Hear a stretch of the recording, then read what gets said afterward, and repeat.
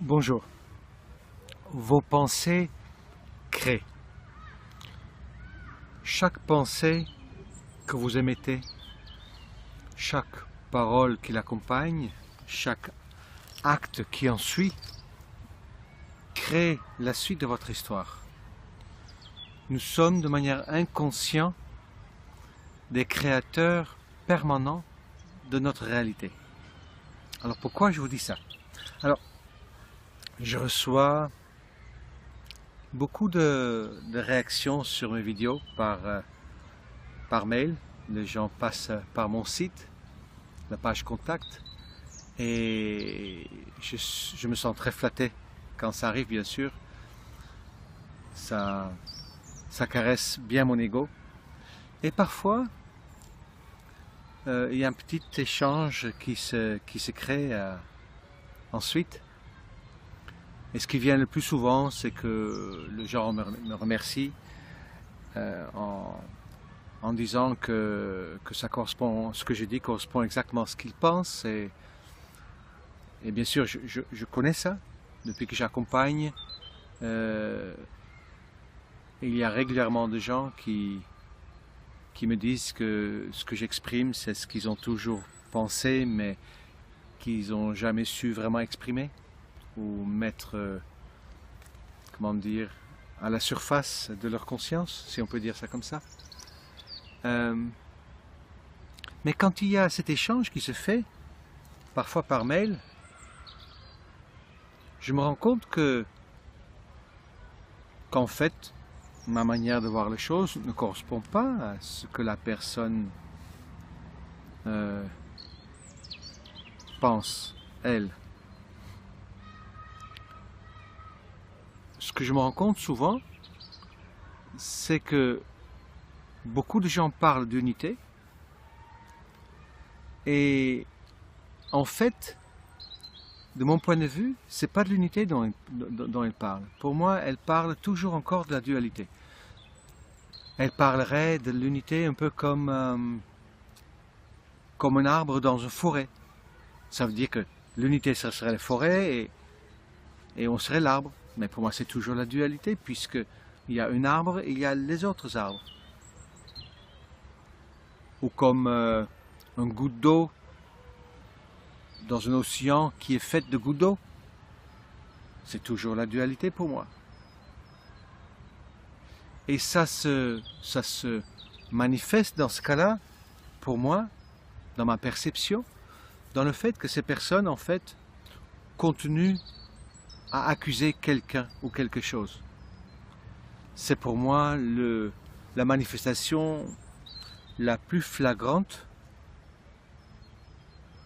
du fait que nous pensons toujours dans la dualité. Jugement et dualité vont main à la main. C'est simplement pas cohérent de parler d'unité et en même temps juger quelqu'un si nous sommes vraiment un, mais il n'y a personne à juger, il y a juste à me constater. Pour moi, la notion d'unité, c'est vraiment que nous soyons la même entité. Ça veut dire que c'est pas une forêt dans un arbre, pas un arbre dans une forêt, mais on serait tous le même arbre, la même goutte d'eau, et il n'y aura pas d'autre goutte d'eau. Ça veut dire la seule goutte d'eau qu'il y a, et il n'y a que ça. Nous sommes une seule entité énergétique qui, pour l'expérience, a pris un certain volume, un espace, nous permettant de vivre une expérience. Mais peu importe l'aspect que cette énergie prend, peu importe dans le nombre de petits morceaux dans lesquels ça a l'air de s'être divisé, ça reste toujours une entité énergétique. Chaque aspect, moi, vous, l'immeuble que je vois derrière moi, disons, je le vois, je n'ai pas des yeux dans la tête, mais je le vois dans mon écran. Chaque chose qui semble réelle n'est rien d'autre que cette énergie qui, à des endroits particuliers, a été densifiée en plusieurs étapes, en 7 étapes on dit. un peu comme je dis déjà dans une autre vidéo, comme si on était tous des glaçons dans un verre d'eau. Si je pense être un glaçon, mais dans ce cas-là, je vois d'autres glaçons et je considère que c'est quelqu'un d'autre et je suis dans la dualité. Et dans ce cas-là, un autre glaçon peut être responsable de mon malheur à la limite. Mais si je suis conscient qu'en tant que glaçon, je suis fait de l'eau et que chaque glaçon est fait de l'eau, mais dans ce cas, nous sommes le même eau. Et là, il ne s'agit pas de considérer que l'eau est faite d'atomes, de molécules ou de gouttes. Non. Eau en tant qu'entité, comme l'énergie est une entité. C'est pas comme si nous étions une unité style race humaine avec des individualités, des individus séparés. Non, non, non, non, non, non, non. J'aime bien dans le mot individualité, il se trouve la dualité indivise. Ça veut dire qu'en fait, nous semblons être deux, mais en fait, nous sommes indivises. On ne peut pas séparer les deux, on ne peut pas séparer cette unité énergétique que nous sommes. Et pour moi, toute l'existence est basée là-dessus, qu'on y croit ou que l'on n'y croit pas. Toutes les lois universelles sont basées sur le simple fait que nous sommes une seule entité qui vit une expérience qui est pure illusion, permettant, à travers de cette illusion, d'aller vers cette conscience de ce qui est vraiment la réalité. Et c'est vrai que quand donc, je me rends compte que la personne en face de moi est convaincue d'être dans l'unité, pendant que moi je constate que ce n'est pas le cas, ça devient très difficile par mail d'expliquer ça. J'ai mis une centaine de vidéos en cohérence avec l'unité. Alors imaginez-vous, si avec 100 vidéos, la personne a compris ce qu'elle a compris, mais je ne vais pas y arriver en quelques phrases. C'est pour ça que je voulais faire cette petite vidéo en plus sur l'unité. Et je pense que nous ne pouvons pas assez expliquer ce que c'est. Il ne faut pas oublier non plus que, en tout cas de mon point de vue, chaque maître du passé, que ce soit Moïse, Jésus, Mahomet, Bouddha et les maîtres d'aujourd'hui, comme Amma, ils parlent et ils ont toujours parlé que de ça. Les personnes qui ont vécu un éveil ont compris ça. Et ça fait donc 2, 3, 5, 7 000 ans que des maîtres essaient de nous expliquer ce que c'est l'unité.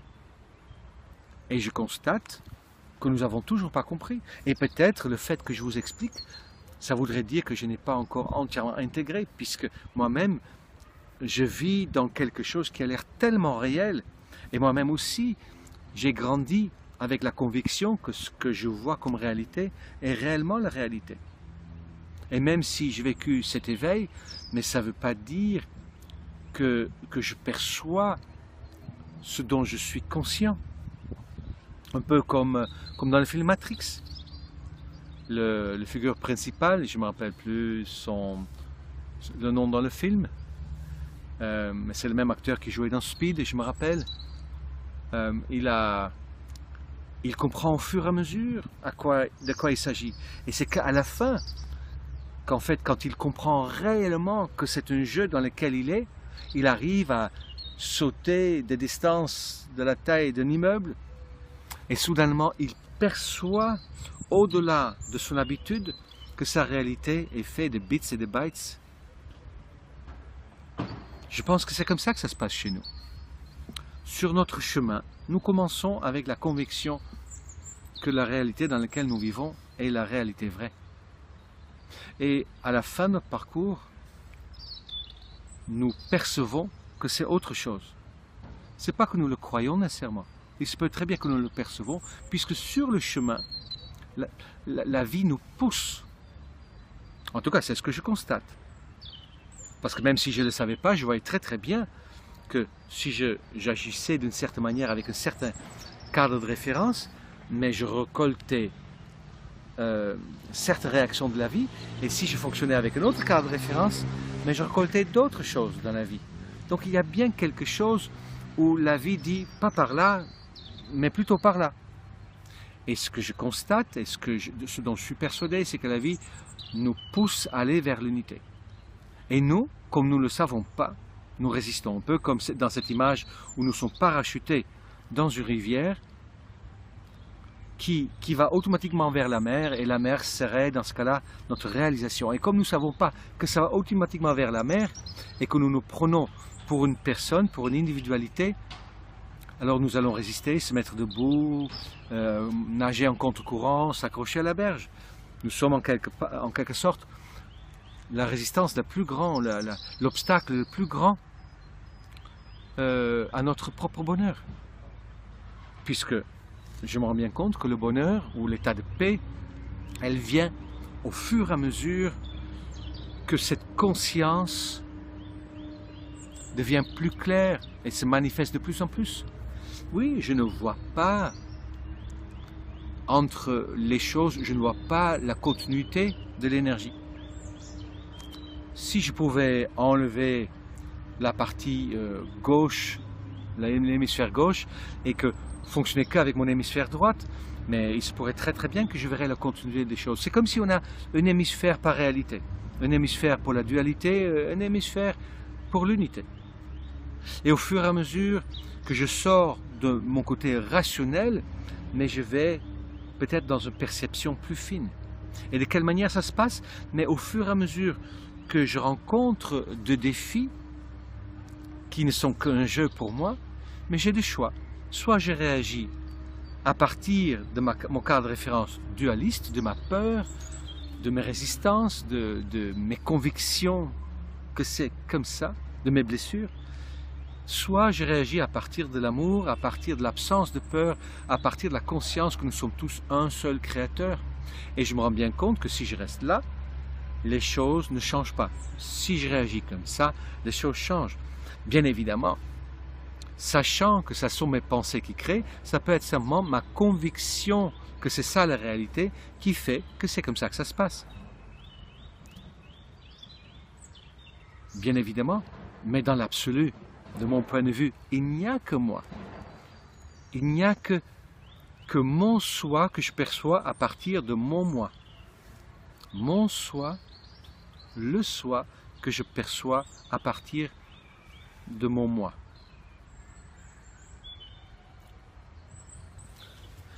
Et bien sûr, tout ce qui est autour de moi manifeste que ça. Alors donc nos pensées créent tout le temps. Et donc si je pense dualiste, mais je continue à créer le côté qui correspond avec la dualité. Et si je fonctionne à partir d'un cadre de référence d'unité, mais dans ce cas c'est autre chose que je crée. Et des personnes qui comprennent et qui comprennent ce que je dis sur l'unité, mais qui continuent à accuser l'extérieur, mais sont donc toujours dans la dualité. Et je porte aucun jugement là-dessus. Je ne peux pas. Ça sont deux facettes de moi. Et moi aussi, je peux encore juger et accuser quelqu'un à l'extérieur, même si je sais que nous sommes un. Mais par contre, je peux juger en tant que premier réflexe, mais très rapidement, je constate bien que mon jugement porte un doigt vers les autres, mais trois doigts vers moi-même. Et je sais très bien qu'à la suite de mon jugement, je sais que je parle de moi. Et dans ce cas-là, je peux faire deux choses. Soit dans la dualité, je continue à accuser l'autre et je vais chercher à savoir comment changer l'autre, soit je comprends que c'est moi-même que je juge. Et dans ce cas, je vais me poser la question, mais comment faire pour être une autre personne qui va attirer quelque chose d'autre vers soi? Puisque j'entends pas mal de femmes parler récemment ou actuellement de manipulateurs pervers. Alors peut-être du coup j'en suis un, c'est possible, je ne pense pas, mais si la projection me le dit, peut-être que si, ou que j'ai des manipulateurs pervers autour de moi, mais ça revient au même. Peut-être quelque part dans ma manière de faire, il y a une forme de manipulation, et peut-être dans cette manipulation, il y a quelque chose de pervers. Et j'y pense de temps en temps. Manipulateur pervers ne veut pas dire peut-être quelque chose de méchant, c'est peut-être en tant que miroir, juste quelque chose qui dit fais attention dans ta manière de faire, peut-être tu manipules pour alimenter quelque chose qui va nourrir ton enfant blessé au lieu de faire vivre l'enfant intérieur de toi. Mais ce que je veux dire, c'est que si effectivement j'attire des manipulateurs pervers, il faut comprendre que je crée rien du tout, j'assemble l'énergie d'une certaine manière pour que je perçois quelque chose en face de moi qui est rien d'autre que de l'énergie. Le seul endroit où ça existe vraiment, et même pas, c'est ici, dans l'endroit où c'est perçu. Et si je perçois de manipulateurs pervers, c'est que dans mon passé, j'ai créé des convictions concernant les autres, donc dans la dualité. En tant que petit garçon ou petite fille, je me suis fait une idée de moi et des autres. Et si dans mon histoire, il y a eu des personnes qui étaient comme ça, mais dans ce cas-là, ma réalité va se recréer. Mais elle ne se crée pas de manière spontanée, elle se crée parce que d'une part, j'ai une croyance concernant des manipulateurs pervers, et je prends que ça comme exemple pour l'instant, mais il y en a plein d'autres. Mais je me suis aussi adapté avec mon comportement aux personnes que j'ai connues. Si c'était mon père et j'étais une petite fille, dans ce cas-là, si mon père était manipulateur pervers, je me suis adapté à son comportement pour attirer son affection. Et si je continue à grandir avec ce même comportement, dans ce cas, il est logique que de par ma croyance, ma conviction et mon comportement, mais je vais attirer dans cette dualité le même style d'expérience. Et la question, c'est pas comment changer la personne ou comment le quitter, parce que ça sert à rien. C'est moi qui l'attire vers moi. Le dénominateur commun de mon histoire, c'est moi. Et dans ce cas, la question, c'est mais quelle croyance faut-il que je change sur l'autre, sur moi, et quel comportement faut-il que je change? Et quelle expression faut-il que je change pour que le miroir en face de moi change? Et si quelqu'un me dit, je suis dans l'unité, mais il y a toujours de manipulateurs pervers, et ils sont méchants, et il y a un truc qui ne va pas. C'est ok, je l'entends, mais ce n'est pas cohérent à l'unité. La cohérence à l'unité, c'est que tout ce que je vois, c'est moi. Et si c'est positif, chouette, tant mieux pour moi. Et si c'est pas positif, mais dans ce cas-là, je prends l'information et je vais chercher, mais comment changer? Hier, je fais une conférence à Cannes dans un parc et on a joué avec le miroir à partir d'une problématique d'une personne. Et chacun pensait ce qu'il pensait et chacun donnait réellement ce qui était l'histoire. Et cette histoire était mon histoire. Et j'essaie de faire comprendre à chacun qui ne reconnaissait pas son histoire que c'était un menteur. Gentiment, bien évidemment. Et au fur et à mesure que les gens comprenaient, ils levaient le doigt quand ils se reconnaissaient. Puisque la chose la plus difficile, c'est de se reconnaître dans un comportement, dans un comportement pathologique, dans une attitude inadéquate. Je pense que chacun, depuis que nous sommes tout petits, nous apprenons à vivre avec ce que nous sommes. Nous pensons peut-être chacun, ou la plupart d'entre nous, que nous avons raison et que notre vision est la vision juste. Et je le comprends. Et la seule manière que je connaisse pour voir la réalité en face, c'est le miroir. Le miroir hier m'a dit, même si je pensais être déjà avancé là-dessus, que si,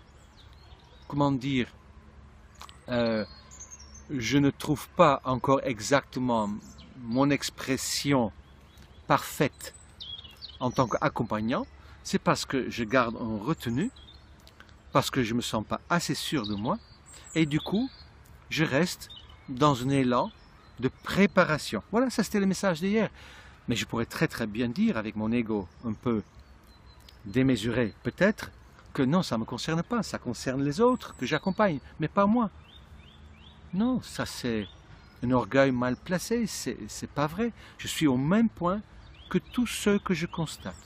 Donc ce que j'invite à ceux qui regardent mes vidéos, mais vérifiez si vous êtes vraiment dans cette notion d'unité. Et je suis ravi d'écouter vos témoignages, mais à partir du moment que vous vous protégez contre quelqu'un, ou que vous attaquez quelqu'un, vous le jugez, ou que vous pensez au-dessus ou en dessous, vous n'êtes pas dans la notion de dualité, d'unité, vous êtes dans la dualité. Donc constatez votre comportement. Faites un petit tour de jugement pour faire la projection. Regardez ce que vous pensez de chacun. Et si vous arrivez à vous reconnaître dans votre jugement, à appliquer les conseils que vous donnez aux autres, Mais dans ce cas-là, peut-être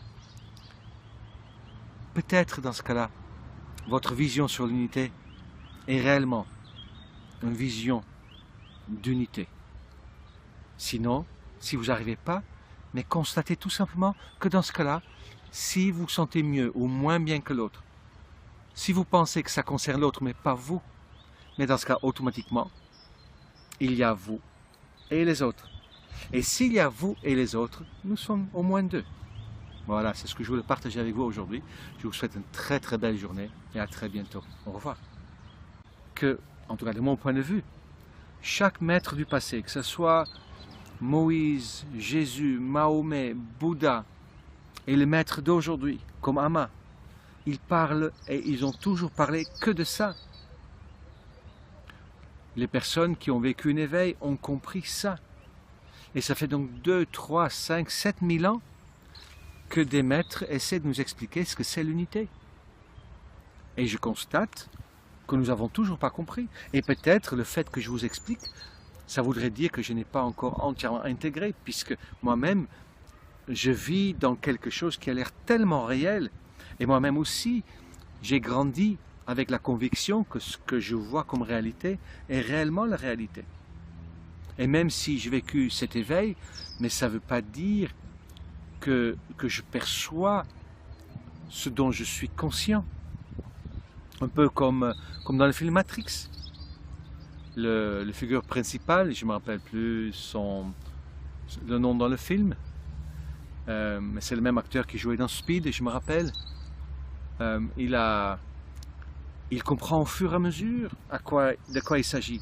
Et c'est qu'à la fin, qu'en fait, quand il comprend réellement que c'est un jeu dans lequel il arrive à sauter des distances de la taille d'un immeuble, et soudainement, il perçoit, au-delà de son habitude, que sa réalité est faite de bits et de bytes.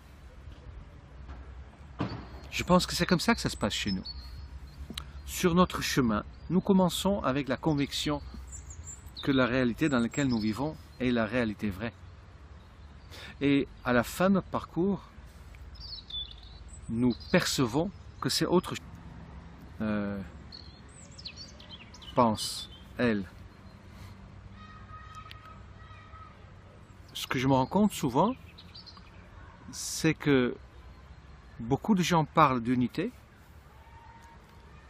et en fait, de mon point de vue, c'est pas de l'unité dont ils parlent. Pour moi, elle parle toujours encore de la dualité. Elle parlerait de l'unité un peu comme un arbre dans une forêt. Ça veut dire que l'unité, ça serait la forêt et on serait l'arbre. Mais pour moi, c'est toujours la dualité, puisqu'il y a un arbre et il y a les autres arbres.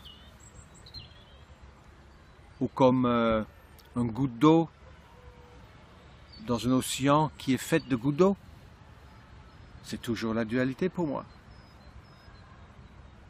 Et ça se manifeste dans ce cas-là, pour moi, dans ma perception, dans le fait que ces personnes, en fait, continuent à accuser quelqu'un ou quelque chose. C'est pour moi la manifestation la plus flagrante du fait que nous pensons toujours dans la dualité. Jugement et dualité vont main à la main. C'est simplement pas cohérent de parler d'unité et en même temps juger quelqu'un. Si nous sommes vraiment un, mais il n'y a personne à juger, il y a juste à me constater. Pour moi, la notion d'unité, c'est vraiment que nous soyons la même entité. Ça veut dire que ce n'est pas une forêt dans un arbre, pas un arbre dans une forêt, mais on serait tous le même arbre, la même goutte d'eau, et il n'y aura pas d'autre goutte d'eau. Ça veut dire la seule goutte d'eau qu'il y a, et il n'y a que ça. Nous sommes une seule entité énergétique qui, pour l'expérience, a pris un certain volume, un espace, nous permettant de vivre une expérience. Mais peu importe l'aspect que cette énergie prend, peu importe dans le nombre de de petits morceaux dans lesquels ça a l'air de s'être divisé, ça reste toujours une entité énergétique. Chaque aspect, moi, vous, l'immeuble que je vois derrière moi, disons, je le vois, je n'ai pas des yeux dans la tête, mais je le vois dans mon écran.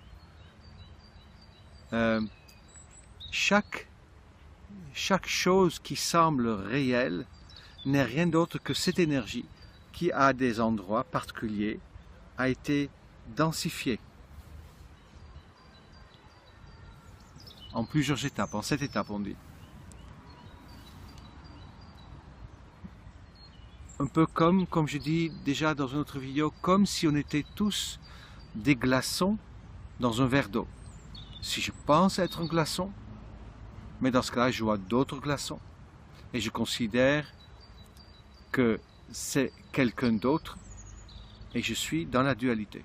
Et dans ce cas-là, un autre glaçon peut être responsable de mon malheur à la limite. Mais si je suis conscient qu'en tant que glaçon, je suis fait de l'eau et que chaque glaçon est fait de l'eau, mais dans ce cas, nous sommes le même eau. Et là, il ne s'agit pas de considérer que l'eau est faite d'atomes, de molécules ou de gouttes. Non. Eau en tant qu'entité, comme l'énergie est une entité. C'est pas comme si nous étions une unité style race humaine avec des individualités, des individus séparés. Non, non, non, non, non, non, non. J'aime bien dans le mot individualité, il se trouve la dualité indivise. Ça veut dire qu'en fait, nous semblons être deux, mais en fait, nous sommes indivises. On ne peut pas séparer les deux, on ne peut pas séparer cette unité énergétique que nous sommes. Et pour moi, toute l'existence est basée là-dessus, qu'on y croit ou que l'on n'y croit pas. Toutes les lois universelles sont basées sur le simple fait que nous sommes une seule entité qui vit une expérience qui est pure illusion, permettant, à travers de cette illusion, d'aller vers cette conscience de ce qui est vraiment la réalité. Et c'est vrai que quand donc, je me rends compte que la personne en face de moi est convaincue d'être dans l'unité, pendant que moi je constate que ce n'est pas le cas, ça devient très difficile par mail d'expliquer ça. J'ai mis une centaine de vidéos en cohérence avec l'unité. Alors imaginez-vous, si avec 100 vidéos, la personne a compris ce qu'elle a compris, mais je ne vais pas y arriver en quelques phrases. C'est pour ça que je voulais faire cette petite vidéo en plus sur l'unité. Et je pense que nous ne pouvons pas assez expliquer ce que c'est. Il ne faut pas oublier non plus. Bonjour. Vos pensées créent. Chaque pensée que vous émettez, chaque parole qui l'accompagne, chaque acte qui en suit, crée la suite de votre histoire. Nous sommes de manière inconsciente des créateurs permanents de notre réalité. Alors pourquoi je vous dis ça? Alors, je reçois beaucoup de réactions sur mes vidéos par mail. Les gens passent par mon site, la page contact, et je me sens très flatté quand ça arrive, bien sûr. Ça caresse bien mon ego. Et parfois, il y a un petit échange qui se crée ensuite. Et ce qui vient le plus souvent, c'est que les gens me remercient en disant que ça correspond, ce que je dis correspond exactement à ce qu'ils pensent. Et bien sûr, je connais ça depuis que j'accompagne. Il y a régulièrement des gens qui me disent que ce que j'exprime, c'est ce qu'ils ont toujours pensé, mais qu'ils n'ont jamais su vraiment exprimer ou mettre, comment dire, à la surface de leur conscience, si on peut dire ça comme ça. Mais quand il y a cet échange qui se fait, parfois par mail, je me rends compte que qu'en fait, ma manière de voir les choses ne correspond pas à ce que la personne